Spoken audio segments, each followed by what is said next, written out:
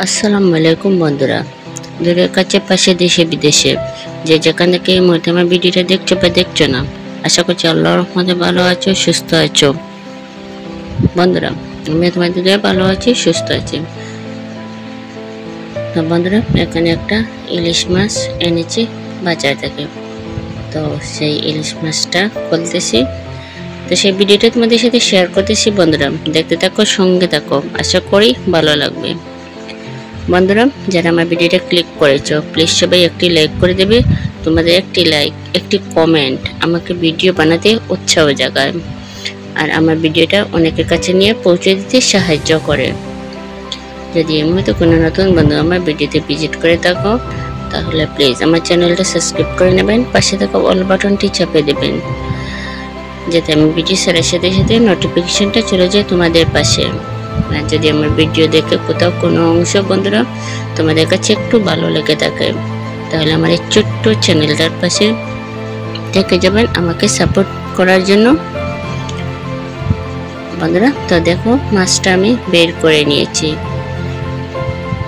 মাছটা আমি এখন কেটে কুটে নেব বন্ধুরা, তারপরে আমি সেটা ধুয়ে পরিষ্কার করে নেব, নিয়ে সেটা আমি রান্না করব। তো চলো বন্ধুরা, এটা আমি কেটে নিচ্ছি। তো বন্ধুরা দেখো, মাছটা আমি কেটে কুটে ধুয়ে পরিষ্কার করে নিয়েছি, নিয়ে সেটা আমি একটু পানি জড়িয়ে নিয়েছি। তো বন্ধুরা, এখন আমি মাছগুলো দেখো একটি বোলের মধ্যে ঢেলে দিচ্ছি, দিয়ে দিচ্ছি একটু লবণ, এখন দিয়ে দেব সামান্য একটু হলুদ গুঁড়া। তারপরে বন্ধুরা আমি দিয়ে দেবো একটু মরিচের গুঁড়া, দিয়ে আমি মাছগুলা মেখে নেব। মেখে নিয়ে আমি মাছগুলা বেছে নেব।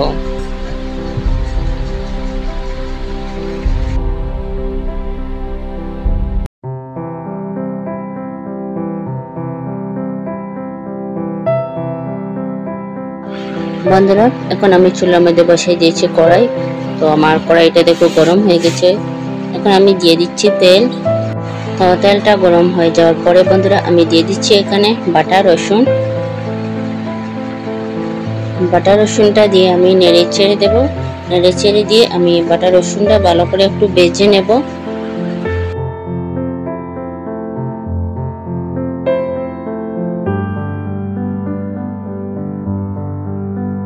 বন্ধুরা দেখো, আমার রসুনটা বাদামি কালার করে আমি ভেজে নিচ্ছি। এখন আমি দিয়ে দিচ্ছি কুচি করে কাটা পেঁয়াজ। এখানে আমি পেঁয়াজ কেটে নিচ্ছি, বেশ অর্ধেকটা দিয়ে দিচ্ছি, আর একটু আমি রেখে দিচ্ছি, কারণ আমি এর সাথে পরে আবার বাটা পেঁয়াজও দেব, যাতে তরকারিটা একটু ঘন হয়। তো যে কুচি করে কাটা পেঁয়াজগুলো আমি দিয়ে দিচ্ছি, সেগুলো আমি একটু ভেজে নিয়েছি। ভেজে নেওয়ার পরে দেখো দিয়ে দিচ্ছি বাটা পেঁয়াজ। এখানে বাটা পেঁয়াজটাও দিয়ে আমি একটু নেড়ে চেড়ে দিচ্ছি বন্ধুরা। নেড়ে চেড়ে দিয়ে পেঁয়াজটাও একটু কষিয়ে নেব। বাটা পেঁয়াজের পানিটা একটু শুকিয়ে নেব। তো কিছুক্ষণ পর আবার দেখো আমি এখন দিয়ে দিচ্ছি মরিচের গুঁড়া।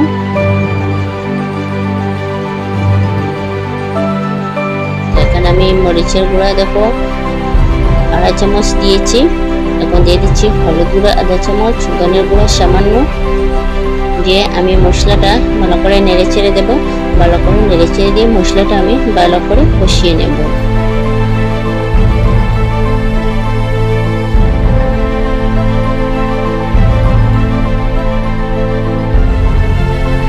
বন্ধুরা, আমি নিয়েছিলাম সরিষা। এগুলো আমি ধুয়ে ভিজিয়ে রেখেছিলাম, ভিজিয়ে রেখে সেগুলো আমি বেটে নিয়েছিলাম। তো সেগুলো আপনাদের সাথে শেয়ার করে নাই। তো এখানে আমি বেশ কিছুটা সরিষা বেটেছি, যাতে আর একটু রেখে দেব, অন্য কিছুতে কাজে আসবে।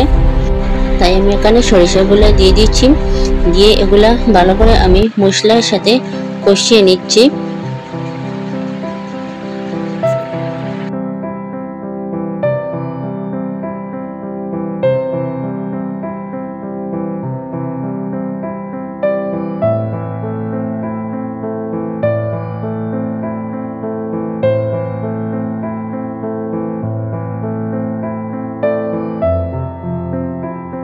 বন্ধুরা বেশ কিছুক্ষণ মশলাটা আমি কষিয়ে নেওয়ার পরে আমি দিয়ে দিচ্ছি সামান্য পানি দিয়ে আমি এটা আরো কিছুক্ষণ কষিয়ে নেব।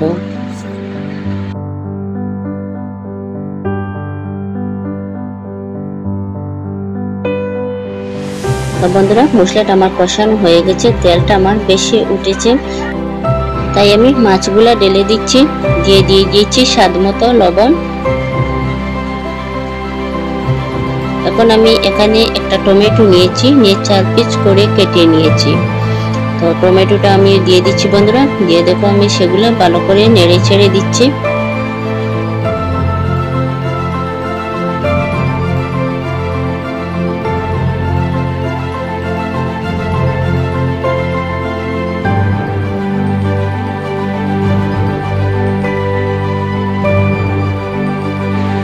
মাছটা দিয়ে কিছুক্ষণ নেড়ে চেড়ে কষিয়ে নিয়েছি, কষিয়ে নিয়ে আমি দিয়ে দিচ্ছি পানি দিয়ে আমি সেটা নেড়ে চেড়ে দিতেছি বন্ধুরা।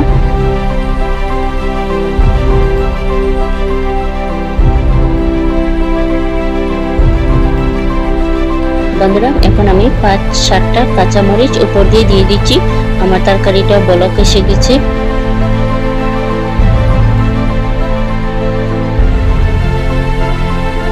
তো এখন আমি সেটা ধনেপাতা দিয়ে দেব বন্ধুরা, দিয়ে নামিয়ে নেব।